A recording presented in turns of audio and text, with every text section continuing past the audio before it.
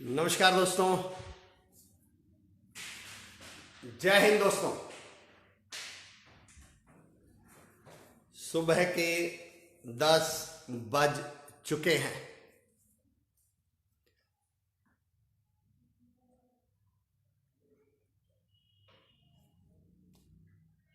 और मैं रोज की तरह हाजिर हूं आपके सामने।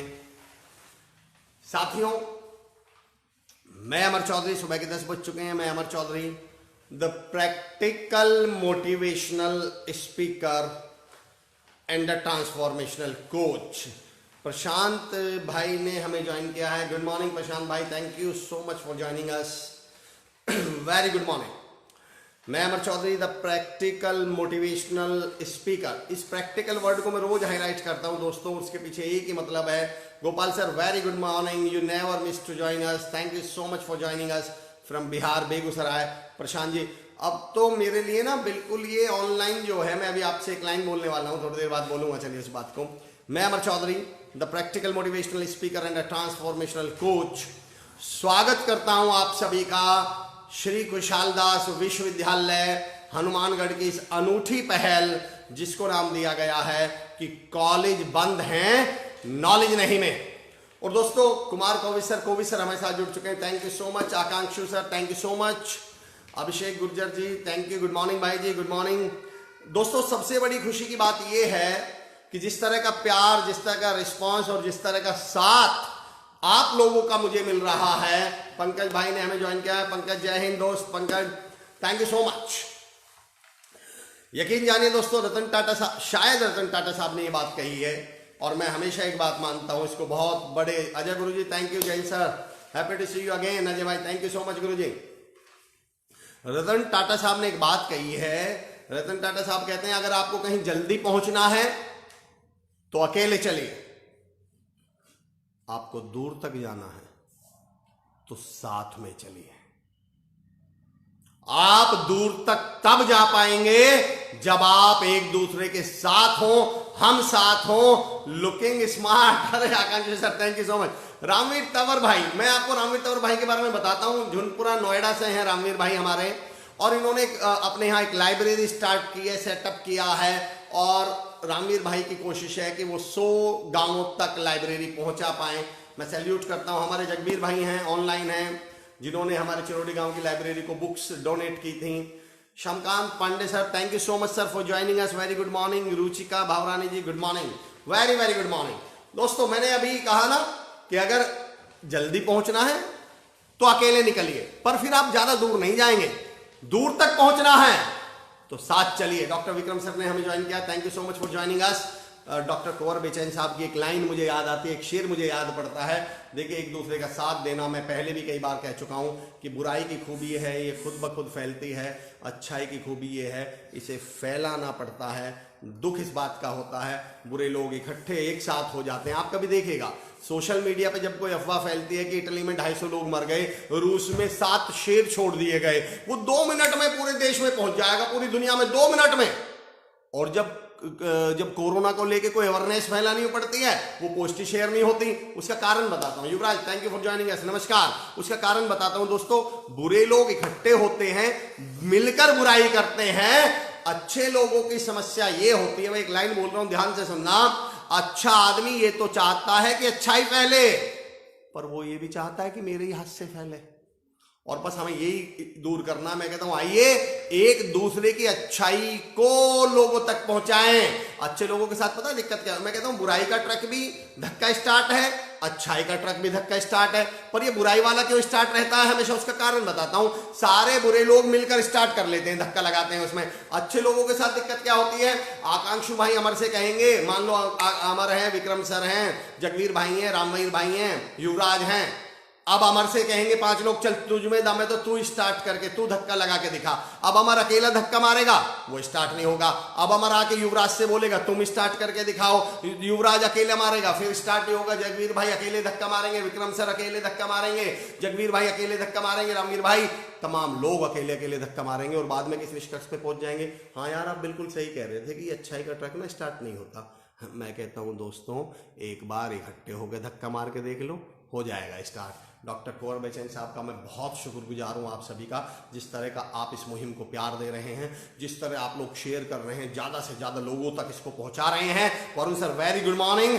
अजय सर ने हमें लिखा है कॉलेज बंद है, नॉलेज नहीं। अजय भाई आपके जो पॉइंट्स होते हैं वो हमेशा जबरदस्त होते हैं। लोकेश चाहर साहब हमारे साथ जुड़ चुके हैं। लोकेश भाई बहुत मैं देखता हूँ लोकेश भाई को भी फेसबुक पे, उनसे देखिए अच्छी बात क्या है, अब ये ऑनलाइन सेशन जो है यकीन जानिए मेरे लिए फैमिली जैसा हो चुका है।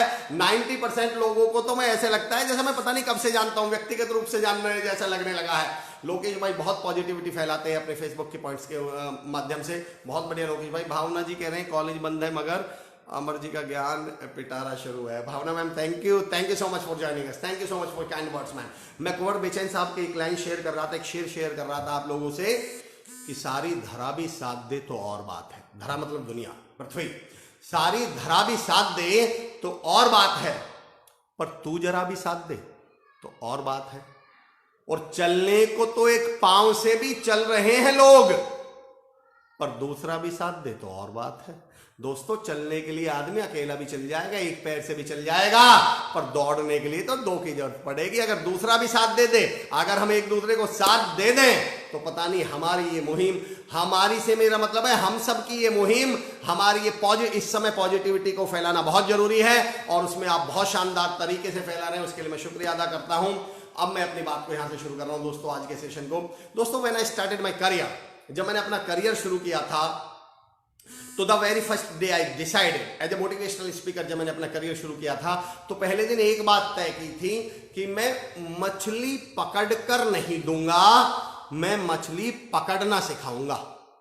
मैं फिर रिपीट कर रहा हूं, मैंने क्या बोला, मैंने ये सोचा था, ये तय किया था कि मैं मोटिवेशन के नाम पर मछली पकड़कर नहीं दूंगा, मैं मछली पकड़ना सिखाऊंगा।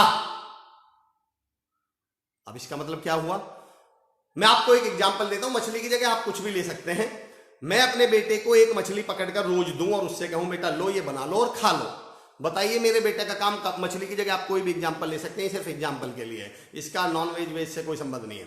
मैं मछली पकड़कर अपने बेटे को रोज देता हूं,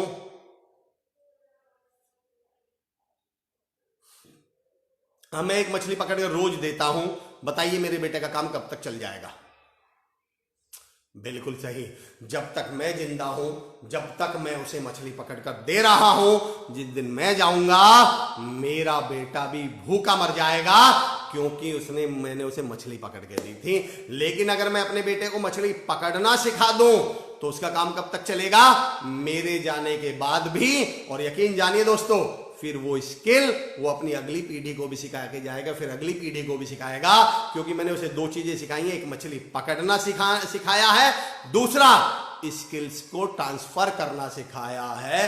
तो when I started my career as a motivational speaker, that day I decided कि आई विल नॉट बी, कि मैं मछलियां अपने दोस्तों को, अपने सुनने वालों को, अपने साथियों को मैं मछली पकड़ के नहीं, मछली पकड़ना मैं मोटिवेशन के लिए आपको अपने आप पे डिपेंडेंट नहीं करूंगा। एक शेर मैं बार बार पढ़ता हूं दोस्तों, जो मैंने कई बार कहा भी है, मेरा मकसद ये नहीं है कि आप मोटिवेशन के लिए हम जैसे किसी व्यक्ति पर डिपेंडेंट हो जाए। मेरा मकसद तो ये है कि हम सेल्फ डिपेंडेंट हो। और हम ये शेर मैं हमेशा पढ़ता भी हूं कि तूफानों से आंख मिलाओ, सैलाबों पर वार करो और मल्लाहों का चक्कर छोड़ो, तैर के दरिया पार करो। हम मल्लाहों के चक्कर में कब तक पड़े रहेंगे, मल्ला नहीं आया, मल्ला समझ गए ना, जो नाव खेता है, नाव चलाता है, मल्लाहों का चक्कर छोड़ो, तैर के दरिया पार करो। अभिनंदन यादव सर कह रहे हैं क्या हाल है सर आपका, कॉलेज का पुराना स्टूडेंट हूं। अरे क्या बात अभिनंदन जी, वेरी गुड, बहुत बढ़िया, बहुत अच्छा लगा अभिनंदन आपको देखकर। चलिए दोस्तों, वी वर टॉकिंग अबाउट, कल हमने अपने सेशन की शुरुआत जब हमने कहा था कि मेहनत तो करनी पड़ेगी। लोकेश भाई बिल्कुल आपने सही कहा, हमने कल बात की थी। लोकेश भाई कह रहे हैं कि अगर मछली पकड़ना सिखाएंगे तो चेन आगे चलेगी, और चेन की पावर हम समझ चुके हैं दोस्तों। हम कोरोना के बाद सबसे बड़ी पावर ही हमने ये समझी है, अगर चेन मिल जाए तो क्या कमाल हो, चेन टूट जाए तो क्या हो। दोस्तों हम बात कर रहे हैं, कल हमने मेहनत पे बात की थी और हमने ये कहा था, हमने कल मेहनत के बारे में बात करते समय शुरुआत की थी अनुशासन से। चलिए मैं उसी पॉइंट से दोबारा उठाता हूं। आज का टॉपिक, आज का पॉइंट आप समझ गए होंगे। आज को हमने नाम दिया है मेहनत 2.0। उसमें एक लाइन है, वेयर डू यू डांस। आप, मेरी एक बुक है बॉर्न अगेन, सुखवीर सिंह बराबर सर, सर क्या एसकेडी यूनिवर्सिटी में पूरा स्टाफ आप जैसे ज्ञान वाले हैं? अगर हैं तो हम अपने बेटे को एडमिशन करवाना चाहूंगा। Please send me any contact number if management. Thank Sukhveer sir, thank you so much sir, thank you. Definitely sir, SKD का जो विजन है, एसकेडी की जो सोच है वो बहुत क्लियर है। हम डेफिनेटली आपसे कांटेक्ट करेंगे, नंबर भी शेयर करेंगे। वैसे मेरा नंबर है 8871045678। आप इस नंबर पे मुझे भी कांटेक्ट कर सकते हैं और हम इस विषय पे आपसे भी कांटेक्ट करेंगे। सुमित सर वंदे मातरम, उंगली उठाइए, जिम्मेदार उंगली मत उठाइए, जिम्मेदारी उठाइए। बहुत बढ़िया युवराज। चलिए मैं पॉइंट पे आ रहा हूं दोस्तों। कल हमने बात की थी अनुशासन, अब मैं अनुशासन की एक परिभाषा बोलता हूं। आज का टॉपिक का विषय आपने सुना होगा मेहनत 2.0, वेयर डू यू डांस। मेरी एक बुक है बॉर्न अगेन, जिसमें मेरा एक टॉपिक है जिसमें मैं कहता हूं आप नाचते कहां हैं। दोस्तों आज इस पॉइंट को समझने की कोशिश करिएगा। मेहनत 2.0 इसको समझने की कोशिश कीजिएगा। अक्सर या तो हमने ये लाइन बोली है कि सर मैं मेहनत तो बहुत करता हूं लेकिन कामयाबी नहीं मिलती, या तो हमने ये बोली बहुत है और नहीं तो हमने सुनी बहुत है। आज का सेशन इसी सवाल का जवाब है। मैं बात कर रहा था दोस्तों अनुशासन पे, और मैं अनुशासन को अगर एक वर्ड में, एक लाइन में कहूं तो मैं कहता हूं अनुशासन का मतलब है जरूरी काम को तब भी करना जब आपका मन ना कर रहा हो। मैं फिर रिपीट कर रहा हूं, जरूरी काम को तब भी करना जब आपका मन ना कर रहा हो। सुबह उठना जरूरी है, उस दिन भी उठना जिस दिन आपका मन ना कर रहा हो। डेली 2-3 घंटे पढ़ने का आपने नियम बनाया कि मैं डेली 2 घंटे या 1 घंटे डेली पढ़ूंगा, उस दिन भी पढ़ना जिस दिन पढ़ने का आपका मन ना हो। आपने अपने आप को डेली जिम जाने के लिए मोटिवेट किया हुआ है, उस दिन भी जिम जाना। जिस दिन आपका मन ना कर रहा हो उस दिन समझिएगा आप डिसिप्लिन्ड हैं, अनुशासन में हैं। और मैं फिर कह रहा हूं मेहनत से ज्यादा महत्वपूर्ण है अनुशासन से की गई मेहनत। देखिए दोस्तों, हम जानते सब हैं, कल हमने एक पॉइंट किया था, हम सब जानते हैं कि मेहनत के बिना कामयाबी नहीं मिलेगी। पर मैं एक बात हमेशा कहता हूं, हम जानते सब हैं पर हमने ना नियम सुविधा अनुसार बनाए हुए हैं। हम अपनी सुविधा से नियम बना लेते हैं, हम लूप होल्स ना सुविधा से ही क्रिएट कर लेते हैं। धीरज साहब thank you so much. Dheeraj भाई बहुत बढ़िया। मेरा पॉइंट समझना दोस्तों। Sushil Baisoya ji, I sir have joined first your channel and not aware about SKD, we will let you know. Thank you so much. Praveen Kumar Rajbhar sir, जय हिंद, जय वंदे मातरम। विपुल भाई थैंक यू सो मच। मेरा पॉइंट समझना, मैं ये कहता हूं दोस्तों, हम सब जानते हैं कि बिना मेहनत के कामयाबी मिलेगी नहीं, पर हमने नियम ना सुविधानुसार बनाए हुए हैं, अपनी सुविधानुसार हम नियम बना लेते हैं। मैं आपसे एक किस्सा शेयर करता हूं, 3-4 साल पहले की बात है। I was staying in a hotel. बहुत बढ़िया जगवीर सर, बिल्कुल सही कह रहे हैं आप। I was staying in a hotel. मैं एक होटल में रुका हुआ था, रात के 10:30-11 बज रहे थे। मैं टहलने के लिए नीचे उतरा। मैं ये कह रहा हूं हमने नियम सुविधानुसार बनाए हुए हैं। मैं टहलने के लिए नीचे उतरा तो मैंने देखा कि एक लड़का ना कुछ ढूंढ रहा है। तो मैंने उससे पूछा क्या हो गया? बोले सर मेरी अंगूठी खो गई है और मैं वो ढूंढ रहा हूं। अतुल भाई टेंशन लेने से भी कुछ नहीं होगा, मैं आऊंगा आपके पॉइंट पर। Thank you so much Atul ji. मेरा पॉइंट समझिए, मैंने उस लड़के से कहा, मैं नीचे उतरा, मैंने देखा वो कुछ ढूंढ रहा है। मैंने कहा क्या कर रहे हो दोस्त? बोला सर मेरी अंगूठी खो गई है, मैं वो ढूंढ रहा हूं। सोने की अंगूठी थी। अब मुझे भी बड़ी चिंता हुई, मैं भी उसके साथ चलिए ढूंढवाने लगा। तो 10-5 मिनट जब हो गए और अंगूठी नहीं मिली तो मैंने उससे पूछा, जैसे हम बॉल खो जाने पे पूछते थे, मैंने उससे पूछा कि तुम्हें कुछ आइडिया है अंगूठी कहां गिरी थी, किधर गिरी थी? वो मेरा हाथ पकड़कर 100 मीटर दूर ले गया और बोला सर यहां गिरी थी। मैंने कहा यार फिर तुम बेवकूफ हो, जब अंगूठी यहां गिरी थी तो तुम वहां क्यों ढूंढ रहे हो? बोला सर यहां अंधेरा है ना, वहां उजाला है ना। दोस्तों बड़ा बारीक एग्जाम्पल है, समझने में टाइम बहुत रेयर एग्जाम्पल देता हूं मैं इसको। मैंने कहा भाई जब तुम अंगूठी यहां गिरी थी तो तुम वहां क्यों ढूंढ रहे हो? अंधेरा है ना, वहां उजाला है ना, इसलिए ढूंढ रहा हूं। दोस्तों उसको अच्छी तरह मालूम था कि अंगूठी यहां गिरी है तो मिलेगी भी यहां, पर उसने वो जगह नहीं ढूंढी जहां मिलेगी, उसने वो जगह ढूंढ ली जहां ढूंढना आसान है। उसने वो जगह नहीं ढूंढनी जहां मिलना तय है, उसने वो जगह ढूंढनी शुरू कर दी जहां ढूंढना आसान है। हमें भी अच्छी तरह मालूम है दोस्तों कामयाबी तो इस मुश्किल रास्ते पे ही मिलेगी। हमें भी अच्छी तरह मालूम है दोस्तों कि कामयाबी तो इस मेहनत के रास्ते पे ही मिलेगी, पर बजाय जहां मिलना तय है हम वहां ढूंढना शुरू कर देते हैं जहां आसान है ढूंढना। पर मैं दोस्तों एक सवाल पूछता हूं कि आप कोई भी काम किस आधार पर चुनते हैं? क्या आप काम इस आधार पर चुनते हैं कि वो किए जाने में आसान है, या इस आधार पर चुनते हैं कि वो किए जाने लायक है? एक एग्जांपल देता हूं। पापा जी को अचानक पैरालिसिस अटैक आता है, दो डॉक्टर हैं, एक डॉक्टर हमारे घर से 250 मीटर दूर हैं, पर वो शहर के सबसे घटिया सबसे बेकार डॉक्टर हैं, पर वहां जाना आसान है। दूसरे डॉक्टर 2 किलोमीटर 2.5 किलोमीटर दूर हैं, पर जिस गली में उनका क्लिनिक है वहां थोड़ी कीचड़ है, थोड़ी से रास्ता खराब है। बताइए आप पापा जी को कहां लेकर जाएंगे? अच्छा, वो सबसे शहर के सबसे बढ़िया डॉक्टर हैं, कहां लेके जाएंगे?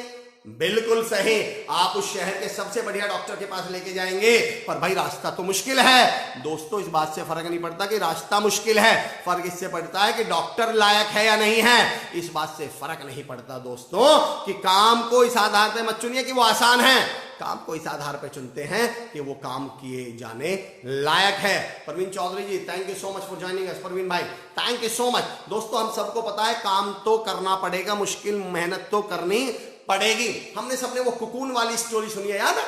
कुकून जो निकलता है, इल्ली में से जो कुकून निकलता है। एक टीचर प्रैक्टिकल में, बायो की प्रैक्टिकल लैब में एक प्रैक्टिकल करवा रहे थे, वो अपने स्टूडेंट्स को दिखा रहे थे ये कुकून इसके अंदर से कैसे निकलता है। तो तभी उनको पियोन साहब ने आके बोला कि आपको प्रिंसिपल साहब ने बुलाया है।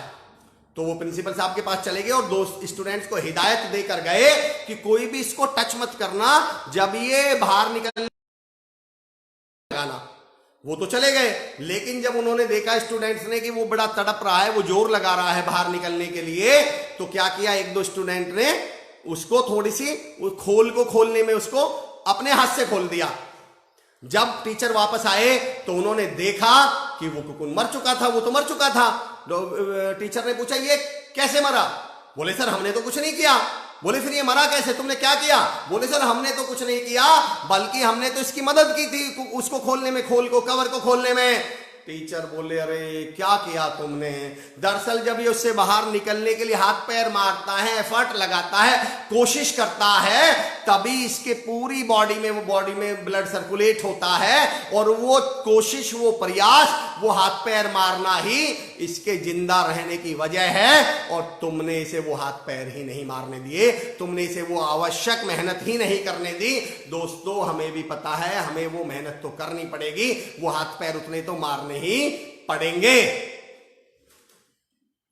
मेरे साथ बहुत सारे पेरेंट्स भी यहां पे जुड़े होंगे, और अगर यूथ भी जुड़ा हुआ है तो एक मैसेज देता हूं दोस्तों, one of my favourite topic. आपने अक्सर आजकल एक नया चलन देखा होगा, एक डायलॉग आपने सुना होगा कि काम, इसको सुनिएगा दोस्तों, अगले 5 मिनट इस विषय को सुनिएगा, मैं कहना क्या चाह रहा हूं।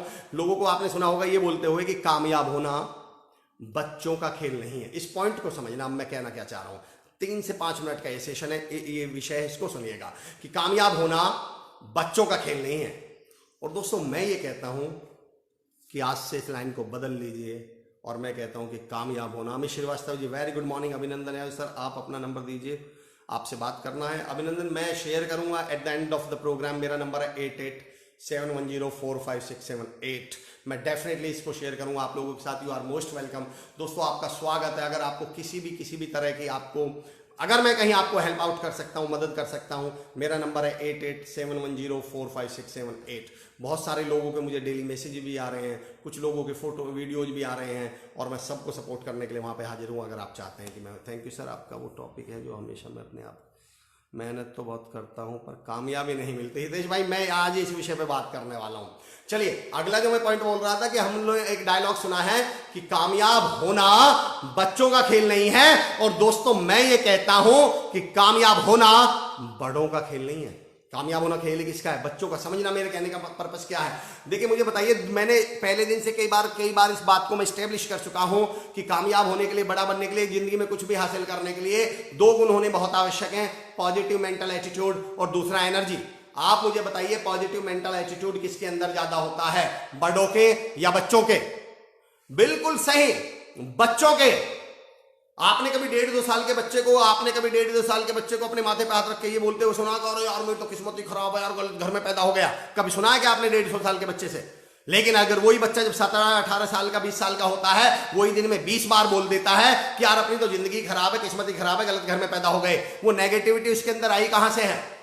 मेरा 6-7 साल का बेटा है समर टीकू, मेरा 7 साल का बेटा है, 8 साल का बेटा है। अच्छा वो मेरे सामने बैठा हुआ है, वो कह रहा है नहीं पापा जी मैं 8 साल का हूं। चलिए मेरा 8 साल का बेटा है, वो जब भी मेरे साथ कहीं पे जाता है तो कहेगा पापा जी हम ऐसा मकान बनाएंगे।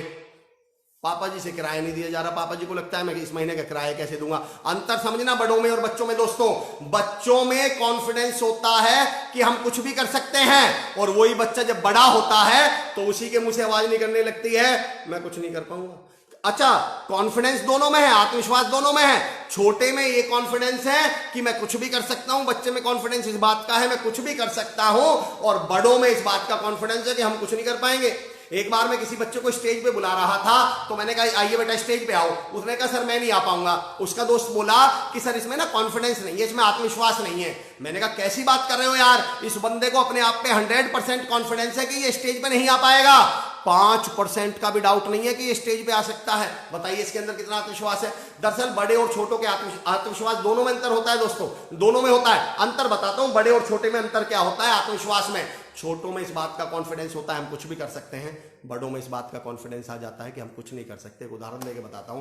एक शहर में एक ऑटो पायलट यानी सॉफ्टवेयर से चलने वाला एक हवाई जहाज प्लेन बनाया गया, और जिस दिन उसका ट्रायल होना था उस शहर के 7 जो सॉफ्टवेयर कंपनीज थी, 7 सॉफ्टवेयर कंपनी के मालिकों को, ऑनर्स को ट्रायल वाले दिन उस हवाई जहाज में बैठाया गया।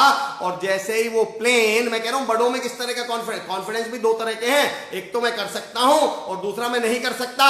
तो 7 सॉफ्टवेयर कंपनी के जो ऑनर्स थे उनको ट्रायल के समय हवाई जहाज में बैठाया गया, और जैसे ही हवाई जहाज टेक ऑफ होने वाला था 7 के कान में कहा गया कि इस हवाई जहाज में सॉफ्टवेयर तुम्हारी कंपनी का ही लगाया हुआ है।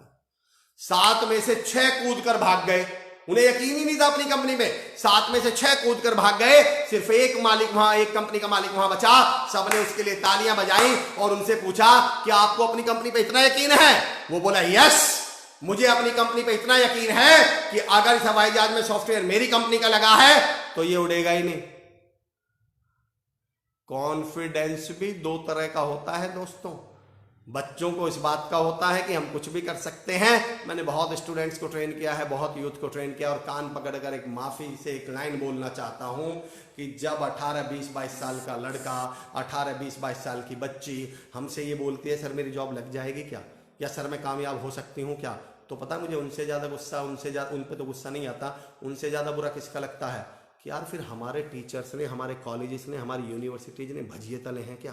अगर हम 18-20 साल की उम्र तक होते होते बच्चे के अंदर ये आत्मविश्वास पैदा नहीं कर पाए कि यस दुनिया की कोई ताकत मुझे जॉब लगने से नहीं रोक सकती, I am that much skilled, I am that much updated, I am that much prepared, कि दुनिया की कोई ताकत अगर कहीं अपॉर्चुनिटी है तो वो मुझे मिलकर रहेगी। और हमारा बच्चा हमसे सवाल पूछता है। मैं एक लाइन हमेशा बोला करता हूं, our students are not unemployed, actually they are unemployable. हमारे स्टूडेंट्स, हमारे लोग अनएम्प्लॉयड नहीं है दोस्तों, वो अनएम्प्लॉयबल हैं। उन्हें तैयार ही इतना नहीं किया गया है कि कहीं पे अपॉर्चुनिटी आए तो उसको हासिल कर पाए, उसके लिए तैयार हो। दोस्तों कॉन्फिडेंस की बात चल रही थी, we were talking about confidence. देखिए सोच के देखिए, 1.5-2 साल का बच्चा, मैं ये कह रहा था बच्चे में और बड़े में अंतर बताता हूं आपको। कामयाब होना बच्चों का खेल है, पॉजिटिव मेंटल एटीट्यूड किसके अंदर होता है, और ये मैसेज क्या दूंगा आप समझना। 1.5-2 साल का बच्चा, 2.5 साल का बच्चा पापा जी से, मम्मी से क्या मांगता है, उसकी डिमांड क्या होती है शुरुआत में, पापा जी चांद ला कर दो। यानी बच्चा जाना कहां चाह रहा था, चांद। देख रहे हो उसकी सोच, चांद। तो ये तो 18-20 साल तक होते होते ये तो मंगल ग्रह पे चला जाना चाहिए बच्चा।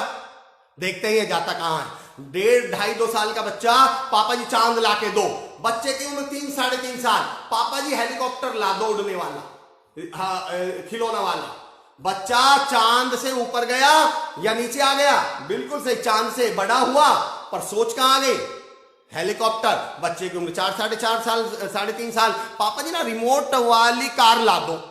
हवा से भी बच्चा कहां गया, Rajesh sir very good morning. हवा से भी बच्चा कहां गया, जमीन पर। बच्चे की उम्र 4.5-5 साल, पापा जी रिमोट वाला ना वो ला दो, मोटरसाइकिल, मैं बैलेंस बनाना सीखूंगा। 4 पहिए से बच्चा कहां गया, 2 पहिए पर। बच्चे की उम्र 7-8 साल, पापा जी साइकिल ला दो। मोटरसाइकिल में से भी क्या निकल गई, मोटर। बच्चे की उम्र 17-18 साल, पापा जी किराए के पैसे दे दो, बस से ही चला जाऊंगा। मैं आज तक नहीं समझ पाया जिस बच्चे की शुरुआत चांद से हुई थी वो बड़ा होते होते सड़क पर क्यों आ गया। रोड पर क्यों आ गए, इसलिए पोस्ट ग्रेजुएशन के बाद भी फ्रेशर्स ही रहते हैं। सर जी मेरा टॉपिक पर भी आ जाओ प्लीज। अतुल अरोड़ा जी बिल्कुल। Babit Nagar ji good morning, thank you so much. मेरा पॉइंट समझने दोस्तों, वो नेगेटिविटी उस बच्चे के अंदर आई कहां से है, मेरा मैसेज ये था। और वो नेगेटिविटी बच्चे के अंदर आई है हम बड़ों से। आप अपने घर में नोटिस कीजिएगा, कोई 3, 4, 5 साल का बच्चा सोफा से जमीन, सोफा बेड जमीन, सोफा बेड जमीन, 2.5, 3 साल का बच्चा वो कूदता रहेगा आधे घंटे, और वो आधे घंटे तक नहीं गिरेगा, लेकिन तभी अंदर से मम्मी आएगी और आते ही क्या बोलती है, नहीं बाबा ऐसा नहीं करते गिर जाओगे, और ठीक 3 सेकंड में बच्चा गिर जाता है। दरअसल उसे तो बाद में पता चलता, अच्छा मम्मा गिरने का ऑप्शन भी था क्या। बेसिकली उसके दिमाग में गिरना तो था ही नहीं, वो दिमाग में गिरना आया कहां से, वो हम बड़ों ने। मैं इसलिए कह रहा था कामयाब होना खेल किसका, और जो मैं मैसेज दूंगा वो समझना मेरे दोस्तों कि हम बड़ों से नेगेटिविटी जा रही है बच्चों में। 21 दिन तक हम अपने बच्चों के साथ हैं, घर पर हैं, सोच समझ के बच्चों से व्यवहार करना, उनसे सोच समझ के बातें बोलिएगा। आइए एनर्जी पे, एनर्जी किसके अंदर ज्यादा होती है, रिस्क कौन ले पाता है ज्यादा, एनर्जी किसके अंदर ज्यादा होती है, कभी भी देखिएगा एनर्जी बच्चों के अंदर ज्यादा होती है। खाते कौन ज्यादा है, बड़े, पर एनर्जी किसके अंदर है, उसका भी मैं एक कारण बताऊंगा दोस्तों। आपको एक प्रैक्टिकल एग्जांपल देता हूं, आप कभी नोटिस करना, मैं इसका रीजन बता दूंगा ऐसा होता क्यों है। दरअसल मैं अंतर बता रहा हूं दोनों में। दरअसल बच्चे काम को भी खेल की तरह लेते हैं, खेल की तरह समझते हैं, और बड़े खेल को भी काम बना लेते हैं। समझना बच्चे, आपने कभी, आजकल आप घर पे ठहरे हुए हैं, आपने बच्चों को कभी पोछा लगाते हुए देखा है, या आपने बच्चों को कपड़े की तय लगाते हुए देखा है। आप नोटिस करना, वो बच्चा तय बनाने को भी खेल बना लेगा, वो बच्चा पोछा लगाने को भी खेल बना लेगा। आप किसी छोटे बच्चे को पेड़ में पानी देने का काम दे दो, आप देखना वो पौधे में पानी देने के काम को भी खेल बना लेगा। कभी पाइप को यूं निकाल के लाएगा, कभी पाइप को नीचे से निकाल के लाएगा, कभी पाइप का मुंह ऐसे करेगा, उसने काम को भी क्या बना लिया, खेल। आप सेम काम बड़े को दे दो, अब वो पौधा बड़ा पौधे में पानी कैसे देता है, बड़ा।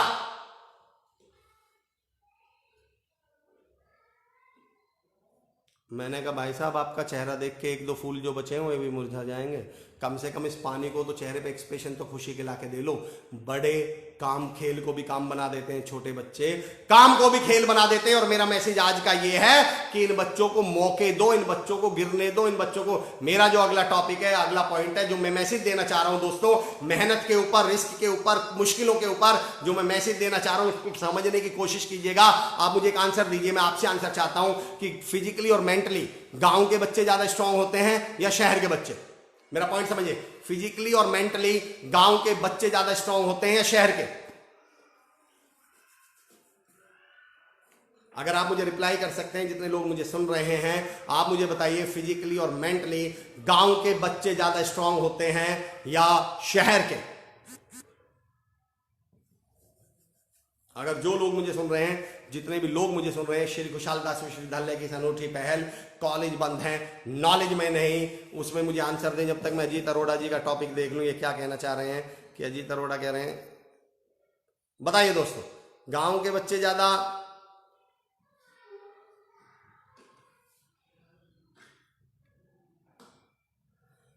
गांव के अरुण वर्मा जी कह रहे हैं गांव के बच्चे ज्यादा स्ट्रांग होते हैं। प्रवीण चौधरी जी कह रहे हैं, रामवीर तंवर भाई कह रहे हैं, बबित नागर जी कह रहे हैं गांव के। अब मैं आपसे सवाल पूछता हूं, बताइए गांव के बच्चे फिजिकली और मेंटली ज्यादा स्ट्रांग क्यों होते हैं। राजकुमार पासवान साहब कह रहे हैं बिल्कुल सही। अब मैं बताता हूं दोस्तों क्यों होते हैं। दरअसल गांव में अगर 3-4 साल का बच्चा, युवराज सारस्वत कह रहे हैं गांव के, रुचिका भावरानी जी कह रहे हैं गांव के, पंकज चांदना साहब कह रहे हैं गांव के। दोस्तों मेरी आपसे अपील है, गांव के बच्चे, children from village, Shweta Pasi ji कह रहे हैं, प्रणीता बागडे जी कह रही हैं गांव के। बिल्कुल, thank you so much ma'am, thank you for your response, thank you for your support.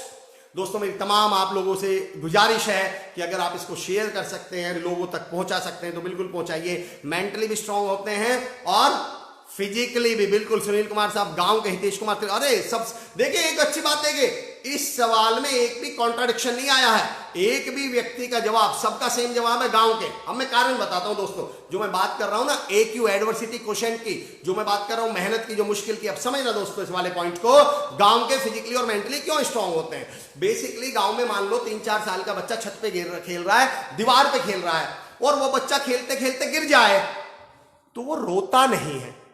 बताइए क्यों? क्योंकि ना गांव में उठाने का सिस्टम नहीं है। गांव में अगर उस बच्चे की गिरकर एक टांग टूट गई तो वो रोता नहीं है, क्योंकि गांव में उठाने का सिस्टम नहीं है। उसे अच्छी तरह मालूम है कि बेटा एक टांग तो गिर के टूटी है और दूसरी को घर वाले तोड़ देंगे। वहां मम्मी या पापा जी उसे उठाने नहीं भागेंगे, बल्कि मम्मी और पापा जैसे ही वो गिरेगा तो मम्मी और पापा खड़ा हो, पागल कैसे गिरा। उसको लगता है बेटा एक टांग तो गिर के टूटी है, दूसरी को घर वाले तोड़ देंगे। अब वो इसमें करता क्या है, बेसिकली ध्यान दीजिए, वो इसमें करता क्या है। अब वो टांग टूटी होने के बावजूद एक डिसीजन लेता है कि यार रोना नहीं है और चुपचाप बाहर तक निकलना है, और वो अपनी टूटी टांग से ऐसे करके बाहर निकल जाता है। अब इस प्रोसेस में समझिए हुआ क्या है, समझने की कोशिश कीजिए दोस्तों। उसकी दो चीजें डेवलप हुई हैं। एक तो वो मेंटली स्ट्रांग हुआ है, उसने इन हालात में विषम परिस्थितियों में डिसीजन लेना सीखा, अपने आप पे कंट्रोल करना सीखा। दूसरा उसने क्या सीखा, उसने सीखा फिजिकली अपने आप को, पेन को कैसे टॉलरेट किया जाता है। तो सवाल ये है दोस्तों, लेकिन शहर में दिक्कत क्या है, शहर में 1.5, 2, 2.5 साल का बच्चा फर्श पे बैठा हुआ है और वो अच्छा कहीं दीवार से छत से भी नहीं गिरा है, वो फर्श पे बैठा बैठा ही लुढ़क जाए तो भाग के अंदर से मम्मी आएगी, आज तो बाबा गिर गया, आज तो बाबा गिर गया। फिर तुरंत पापा जी के फोन, पास फोन, आज तो बाबा गिर गया। पापा जी का फोन बुआ जी के पास, आज तो बाबा गिर गया। बुआ जी का फोन दादाजी के पास, आज तो बाबा गिर गया। उसके बाद वो बाबा कभी गिरता ही नहीं है, पर दोस्तों फिर वो सारी जिंदगी बाबा ही ले जाता है। और यही बाबा हैं जो बड़े होकर फिर पूछते हैं, अले मेरे बाबू ने थाना खाया था, मेरा बाबू छो गया क्या। ये वही बाबा हैं दोस्तों। मैं एक मैसेज दे रहा हूं, डॉक्टर पंकज कह रहे हैं कि डंडा लेकर दौड़ेंगे। मैं एक मैसेज दे रहा हूं, जितने भी पेरेंट्स अगर मुझे सुन रहे हो और अगर जिनके बच्चे हैं वो ध्यान दें, अगर जो खुद बच्चे हैं वो मेरे इस मैसेज को पढ़े, सुने। एक शेयर कर रहा हूं आपको कि हवा के रुख पे छोड़ दे, जलना सीख जाएगा, और बच्चा लड़खड़ाएगा तो चलना सीख जाएगा। इनको लड़खड़ाने दीजिए दोस्तों, इनको रिस्क है। पेरेंट्स के साथ समस्या क्या है, सारी जिंदगी बच्चे को कभी एक टमाटर भी नहीं खरीदने दिया अपनी मर्जी से। अरे नहीं तुम गलत टमाटर खरीद लोगे, सड़ा हुआ टमाटर। और मैंने कहा जैसे ही ये सड़ा हुआ टमाटर खरीदेगा, इंडिया की इकोनॉमी गिर जाएगी, हमारी अर्थव्यवस्था गिर जाएगी। अगर इसने गलत भिंडी उठा ली फिर तो चाइना हम पे हमला कर देगा। मैं पेरेंट्स से ऐसे में एक सवाल पूछता हूं कि भैया आज आप इसे गलत टमाटर नहीं लेने दे रहे क्योंकि आप इसे मौका ही नहीं दे रहे।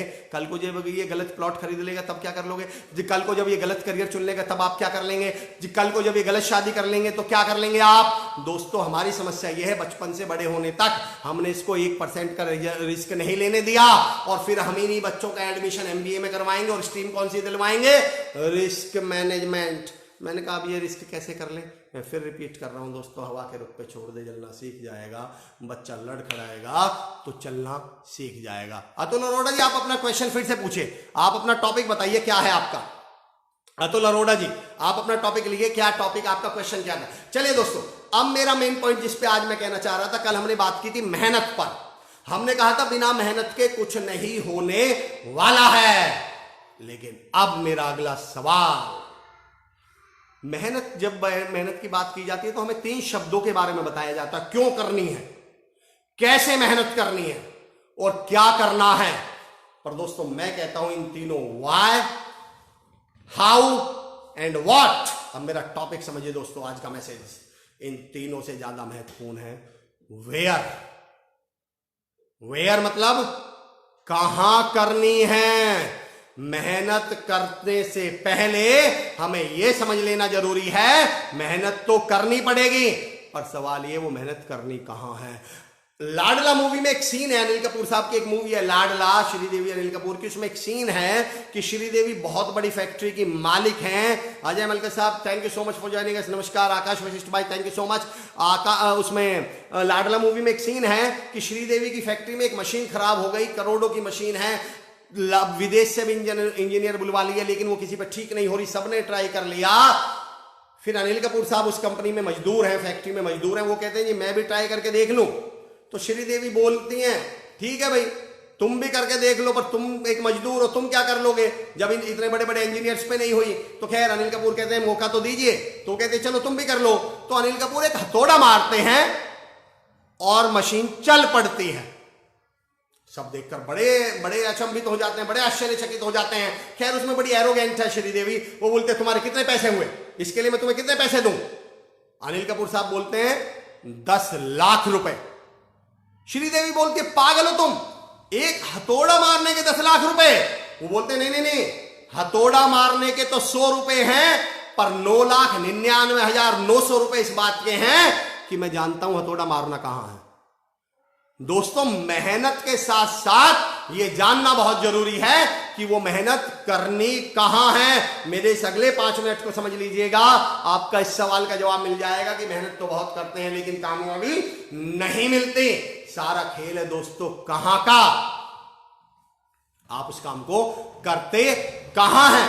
मैं एक सेशन ले रहा था, मोटिवेशनल सेशन था सेल्स के ऊपर, एक ट्रेनिंग थी दिल्ली में, तो मैं सेल्स के ऊपर बात कर रहा था। एक साहब खड़े होकर, एक मैनेजर खड़े होकर बोले कि सर मैं तो इतना टैलेंटेड हूं, मैं तो इतना टैलेंटेड हूं कि मैं बंजर जमीन में भी फसल पैदा कर सकता हूं।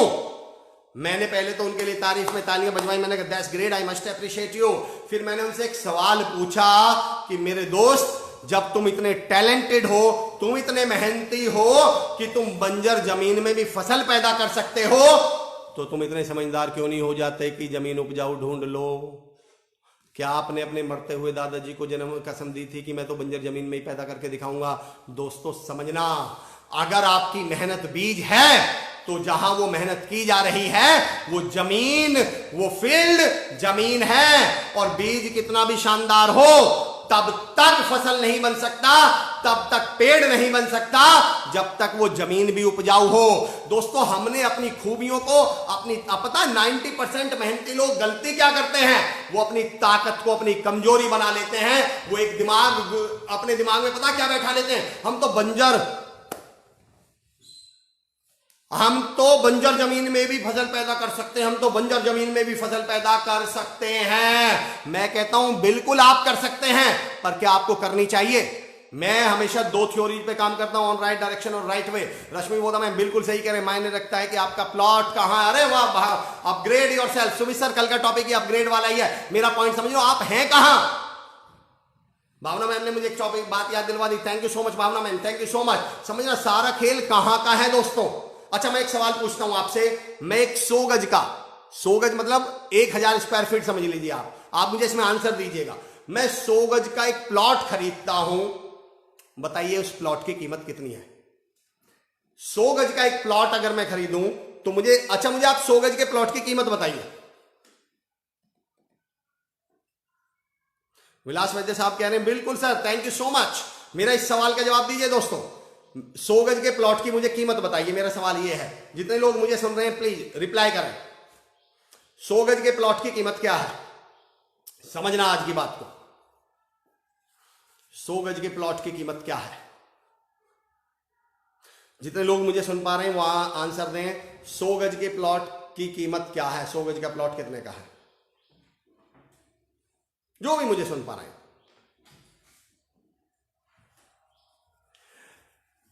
श्री कुशाल दास विश्वविद्यालय की अनूठी पहल।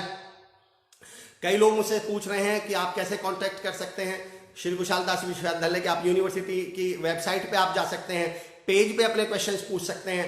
अतुल अरोड़ा, मैं आपसे रिक्वेस्ट कर रहा हूं कि आप मुझे अपना क्वेश्चन फिर से लिखें कि आपका क्वेश्चन क्या है, आपका टॉपिक क्या है। Dinesh Soni sir, good morning, very good morning sir. मैं तमाम जितने भी लोग ऑनलाइन है मैं उनसे क्वेश्चन कर रहा हूं, 100 गज का प्लॉट कितने का है? कुमार कोविज सर कहें इट डिपेंड्स ऑन लोकेशन, आप कहां पर खरीदते हैं ये मैटर करता है, जगह के हिसाब से। राजकमल कलवा जी कह रहे हैं, कालवा जी, रॉबिन बैसला कह रहे हैं प्लेस के ऊपर डिपेंड। दोस्तों आप ध्यान दीजिए, डिपेंड्स ऑन लोकेशन। आदेश चंदीला जी कह रहे हैं बिल्कुल, इस क्वेश्चन का जवाब भी कॉन्ट्राडिक्शन आया ही नहीं है। श्वेता पासी जी कह रहे हैं depends where it is and in which city. मेरा क्वेश्चन यही है। अतुल कह रहे हैं जगह कहां पर? अतुल मेरा क्वेश्चन ही ये है, क्या 100 गज का प्लॉट अलग अलग जगह पे बड़ा या छोटा हो जाता है? जो 100 गज का प्लॉट मेरे गांव में है, I belong to a village Chirodi, और मुझे खुशी है, मैं दोस्तों आपका एक बार इसलिए भी शुक्रिया अदा करना चाहता हूं तमाम व्यूअर्स का कि मैं एक छोटे से गांव चिरोडी से बिलोंग करता हूं। लोनी यूपी में एक गांव पड़ता है चिरोडी, और उस चिरोडी के एक छोटे से मैं चिरोडी से बिलोंग करता हूं, और आपकी वजह से मुझे खुशी इस बात की है। हम लोग ब्राजील में देखे जा रहे हैं, हम लोग यूएसए में देखे जा रहे हैं, हम लोग पाकिस्तान में देखे जा रहे हैं, हम लोग यूएई में देखे जा रहे हैं। मैं आपको नमन करता हूं, आपका धन्यवाद करता हूं। लोकेशन, संजीव सर मेरा क्वेश्चन ही ये है कि आप लोगों ने ये क्यों कहा, क्या 100 गज के प्लॉट का साइज छोटा या बड़ा हो जाता है अलग अलग जगह? 100 गज तो 100 गज ही रहेगा, तो फिर उसकी कीमतें कैसे बदल गई? बिल्कुल सही, प्लॉट, तो क्या आप ये कहना चाह रहे हैं कि प्लॉट की कीमत उसके साइज से ज्यादा इस बात पर डिपेंड करती है कि वो प्लॉट कहां है? अगर वो प्लॉट मेरे गांव में है तो हो सकता है 10 लाख का हो, वही प्लॉट गाजियाबाद में आपके जिले में आ जाए तो 50 लाख का हो जाएगा, वही दिल्ली में आ जाए 5 करोड़ का हो जाएगा, वही प्लॉट नोएडा या मुंबई में आ जाए तो 10, 20, 50 करोड़ का हो सकता है। पर मेरा सवाल ये है दोस्तों कि प्लॉट का साइज तो सेम है। मैं दोस्तों हमेशा कहता हूं कि हमारा टैलेंट और हमारी मेहनत उसी प्लॉट की तरह है। इस बात से कितनी मेहनत है उसकी कीमत ज्यादा इस बात पर डिपेंड करते हैं कि वो मेहनत करी कहां जा रही है, वो टैलेंट है कहां, वो आपकी मेहनत है कहां। इस बात पर आपकी मेहनत के बारे में रिजल्ट मिलने वाले हैं, उसकी वैल्यू मिलने वाली है, उसकी कीमत मिलने वाली है। अपने आप से पूछिए, आप प्लॉट तो हैं, आप अपनी मेहनत तो बढ़ा रहे हैं, आप अपना टैलेंट तो बढ़ा रहे हैं, लेकिन उसको आपने प्लेस कहां किया हुआ है। मेरा आज का टॉपिक था वेयर डू यू डांस, और मैं एक एग्जांपल देता हूं आपसे। ऋतिक रोशन ज्यादा अच्छा डांसर है या अमर चौधरी यानी मैं? बताइए दोस्तों। चलिए खैर, वैसे मैं आपका जवाब समझ गया, ऋतिक रोशन साहब ज्यादा अच्छे डांसर है। सर जगह की कीमत है। अरुण सर मैं भी ये समझाना चाह रहा हूं, हमारी मेहनत उसी प्लॉट की तरह है। पूछिए अपने आप से कि वो मेहनत, वो प्लॉट आपने कहां पे प्लेस किया हुआ है, वो मेहनत आप कर कहां रहे हैं। मैं आपसे एक सवाल पूछता हूं दोस्तों, ऋतिक रोशन ज्यादा अच्छा ट्रेनर, मेरा आज का टॉपिक ध्यान दिया होगा आपने, वेयर डू यू डांस, समझना उस टॉपिक का मतलब। ऋतिक रोशन साहब ज्यादा अच्छे डांसर हैं या अमर चौधरी? बिल्कुल सही, मैं आपका जवाब समझ गया, ऋतिक रोशन साहब। अब मुझे एक सवाल का जवाब दीजिए, अगर ऋतिक भी डांस करें और अमर चौधरी भी कहीं पे डांस करें तो बताइए ज्यादा पैसे किसको मिलेंगे, ज्यादा कमाई किसकी होगी, ज्यादा पैसे किसको मिलेंगे? आपके मुंह से आवाज निकली है ऋतिक रोशन की, लेकिन ऐसा नहीं हुआ, पैसे ज्यादा मुझे मिले। क्या ऐसा संभव है? अच्छा आपको लगता है ऐसा संभव नहीं है, लेकिन दोस्तों ऐसा हुआ। मैं बताता हूं ऐसा क्यों हुआ। ऋतिक रोशन ने डांस किया एक झोपड़ी, झुग्गी झोपड़ी वाले इलाके में, वहां के लोगों को उसका डांस बहुत इंप्रेस्ड हुए, बहुत प्रभावित हुए, उनका डांस उन्हें बहुत अच्छा लगा। सबने कहा चलो भाई इकट्ठे पैसे करके ऋतिक रोशन को देते हैं। टोटल पैसे निकले 1690 रुपए। मैंने डांस किया मुकेश अंबानी के सामने, उन्हें मेरा डांस बहुत घटिया लगा, उन्होंने 1.5 लाख रुपए मेरे मुंह पर फेंक के मारे और बोले भाग जाओ, आइंदा यहां बताना। सवाल ये नहीं है दोस्तों कि आप डांस कितना अच्छा करते हैं, सवाल ये है दोस्तों कि आप डांस करते कहाँ हैं। वेयर डू यू डांस, अपने आप से पूछे। सवाल ये नहीं आप मेहनत कितनी करते हैं, सवाल ये है कि वो जितनी मेहनत कर रहे हैं वो आप कहाँ कर रहे हैं। मैंने 2 पॉइंट क्लियर किए हैं कल से आज तक। पहला, मेहनत करनी पड़ेगी। दूसरा, सिर्फ इस बात को जानने की कोशिश करिए, बैठिए अपने 10-15 मिनट अपने साथ और जानने की। हमारी समस्याएं पता है क्या है दोस्तों, हमें ऐसा लगता है कि बैठ के सोचने में जो टाइम लगेगा उसकी जगह में कुछ, आप समझना, मुझे याद पड़ता है एक उदाहरण, आज से 4-5 साल पहले की बात है। मैं अपने घर के बाहर खड़ा हुआ था, एक लड़का ना साइकिल पे बहुत पैदल भागा जा रहा था साइकिल लेके। मैंने उससे कहा भाई तुम चढ़ क्यों नहीं जाते साइकिल पे? वो बोला भैया टाइम नहीं है, जल्दी में हूं। दरअसल उसे लग रहा है कि वो जो साइकिल पे चढ़ने में जो 30 सेकंड लगेंगे वो बचा लूं। मैं उससे कह रहा हूं भैया वो जो 30 सेकंड चढ़ने में लगेंगे वो तुम्हारे अगले 30 मिनट भी तो बचाएंगे।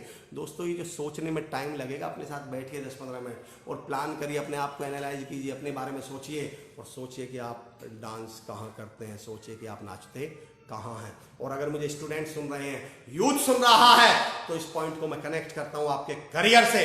मुझे बहुत सारी क्वेरीज आते हैं, बहुत सारे लोग आते हैं कि सर मैंने मेहनत बहुत की, ये बहुत किया, लेकिन मैं कामयाब नहीं हो पाया, अब मैं क्या करूं। दोस्तों एक पॉइंट कह रहा हूं, कोशिश कीजिएगा, जितने पेरेंट्स मुझे सुन रहे हो, जितने यूथ मुझे सुन रहा हो, ये मेरा एक पॉइंट समझना है। मैं एक उदाहरण दिया करता हूं कि अगर आपका पहला बटन गलत लग गया, अगर हमारी शर्ट का पहला बटन गलत लग गया तो हम कितने भी टैलेंटेड क्यों ना हो, हमारे आगे के सारे बटन गलत ही लगेंगे।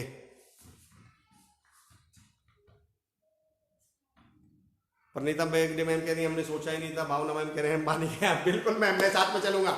मेरा पॉइंट समझना दोस्तों, मेरा लाइन ये था कि अगर हमारा पहला बटन गलत लग गया तो बाकी के सारे बटन गलत लगेंगे, हम कितने भी टैलेंटेड क्यों ना हो। अगर मैंने गलत करियर चुन लिया, देखिए अगर उसके बाद मैं कितनी भी मेहनत कर लूं, पर अल्टीमेटली होने वाला क्या है, मेरा पॉइंट समझना दोस्तों।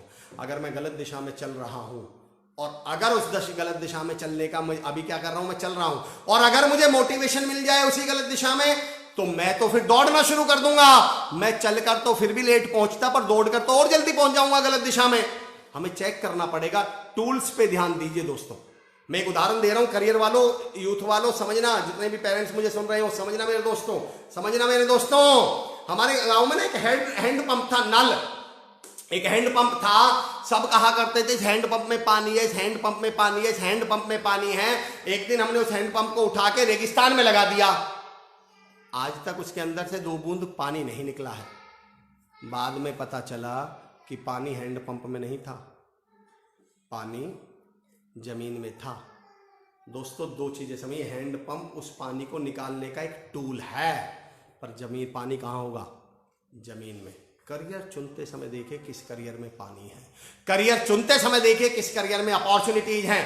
करियर चुनते समय देखिए कि किस करियर में आगे बढ़ने का, हमें किस करियर में पैसा है, कामयाबी है, किस करियर में अपॉर्चुनिटी है। और अब मैंने कल परसों भी कहा था, इस ओर को हटा दीजिए, अपनी मेहनत को अपने खिलाफ मत खड़ा करिए। मैं अगर मैं आपसे एक सवाल पूछता हूं, 3 व्यक्ति हैं, एक पैदल जा रहा है, पावर ऑफ टूल्स बता रहा हूं दोस्तों, एक पैदल जा रहा है, एक साइकिल से जा रहा है, एक बाइक से जा रहा है। तीनों बराबर टैलेंटेड हैं, तीनों में बराबर मेहनती हैं, तीनों में बराबर क्षमता है, बराबर टैलेंटेड हैं। बताइए 10 किलोमीटर पहले कौन पहुंच जाएगा? बाइक वाला। पर भाई मेहनती तो बराबर है, टैलेंटेड तो बराबर है, क्षमता तो तीनों में बराबर है। इस चीज के बाद सबसे महत्वपूर्ण है आपका टूल। आपने टूल कौन सा चुना है, आपने कोर्स कौन सा चुना है, आपने करियर कौन सा चुना है। मैं हमेशा कहता हूं करियर वो चुनिए, सुनिए दोस्तों, करियर वो चुनिए जो फ्यूचरिस्टिक हो। एक पॉइंट समझना मैं कहना क्या चाह रहा हूं। जब मैं ट्रेनिंग से लेता हूं, बिजनेस कोचिंग की ट्रेनिंग से लेता हूं, तो एक लाइन कहा करता हूं कि कामयाब वो होगा जो फ्यूचर के बिजनेस को वर्तमान में करेगा। पॉइंट समझना दोस्तों, कामयाब वो होगा जो फ्यूचर के बिजनेस को वर्तमान में करेगा। एक आपने बहुत बड़े ब्रांड का नाम सुना है, that is called Bisleri. That is called Bisleri. आप मुझे बता सकते हैं बिसलेरी को कितने साल हो गए? कोई मुझे अगर आंसर दे सकता हो, बिसलेरी कंपनी को जो पानी बनाती, बॉटल बंद पानी बनाती है हमारे देश में, कितने साल पुरानी है, कितने साल हो गए? अगर कोई बता सकता हो तो मुझे। एक वर्ड यूज कर रहा हूं मैं, अर्ली मूवर। दोस्तों किसी भी व्यवसाय में, किसी भी करियर में कामयाब वो होंगे जो फ्यूचर के, इस पॉइंट को समझना, जितने भी पेरेंट्स मुझे सुन रहे हो, जितना भी यूथ मुझे सुन रहा हो, जिन्हें करियर चुनने हैं, कि आपका फ्यूचर का काम जो वर्तमान में करेगा वो कामयाब होगा। अगर आप में से कोई मुझे आंसर दे सकता है तो मुझे बताइए बिसलेरी को कितना साल हो चुके हैं, आप कब से बिसलेरी पी रहे हैं, आपने कब से बिसलेरी का नाम सुना है? अगर कोई भी मुझे आंसर कर सकता है तो बताइए दोस्तों, कितना समय हो चुका है बिसलेरी को?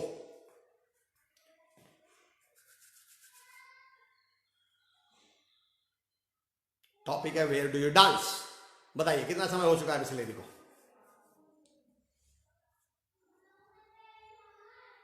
अगर आप मुझे सुन रहे हैं तो मेरा क्वेश्चन ये है कि बिसलेरी जो बॉटल बंद पानी, मैं जो विषय ले रहा हूं वो ये है कि कामयाब वो होगा जो फ्यूचर के काम को वर्तमान में करेगा।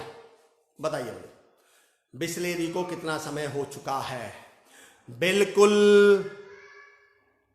मैं 90% के मन की बात समझ सकता हूं कि आपको कोई कहेगा 15 साल, कोई कहेगा may be about 5 to 10 years. मैं कह रहा था, अभिषेक कह रहे हैं 5 से 10 साल। ऐसे एक ब्रांड आ चुका है, हिप्पो कॉर्पोरेशन। क्या बात है भावना मैम, बिल्कुल definitely I appreciate Hippo corporation, it's superb. Sumit sir you are awesome.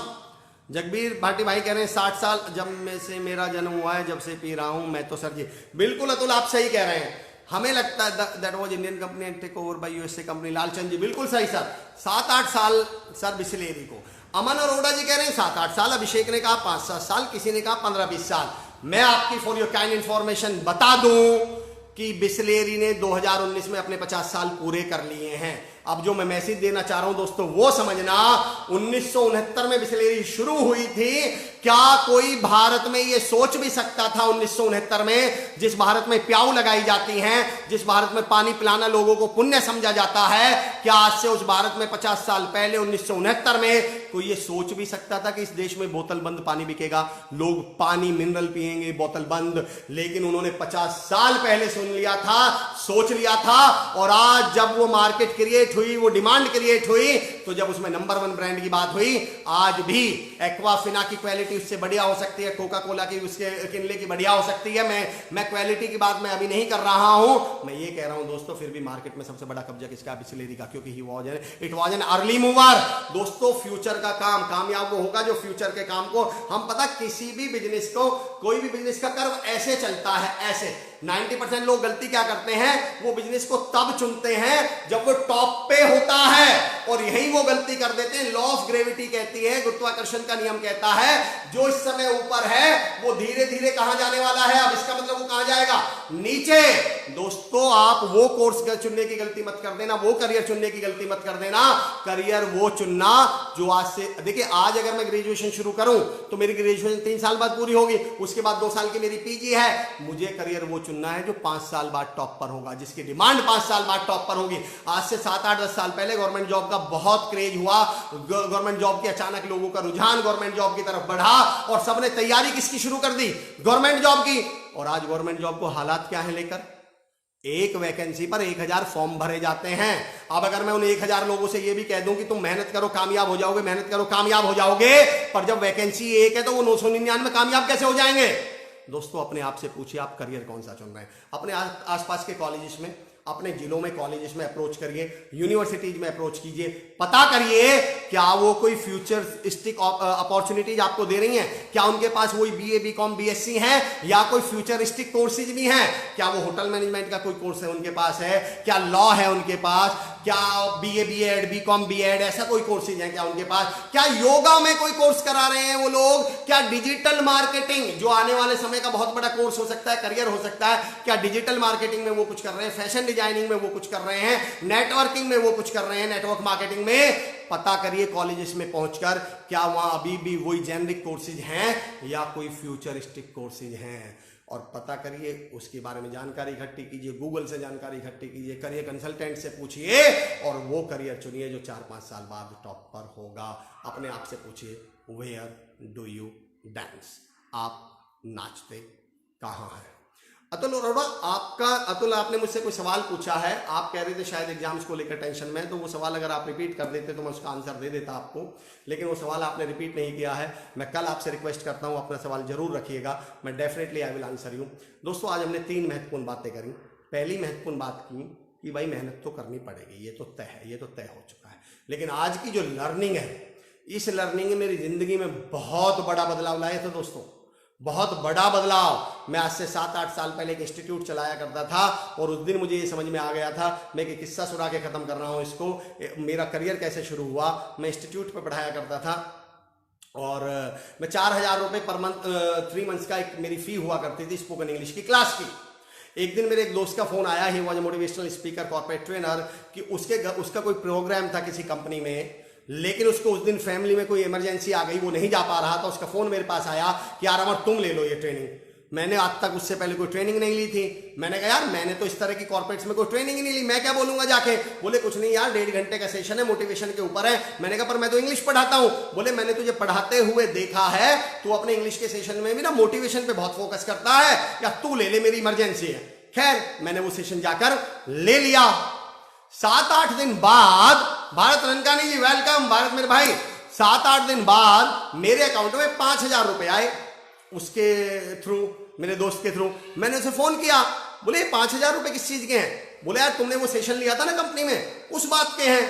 मैंने कहा यार वो तो 1.5 घंटे का सेशन था, उसके 5000 रुपए हैं। ये मैं 8-9 साल पहले की बात, 7-8 साल पहले की बात बता रहा हूं आपको। बोले हाँ यार कॉर्पोरेट्स में तो ऐसा ही मिलता है।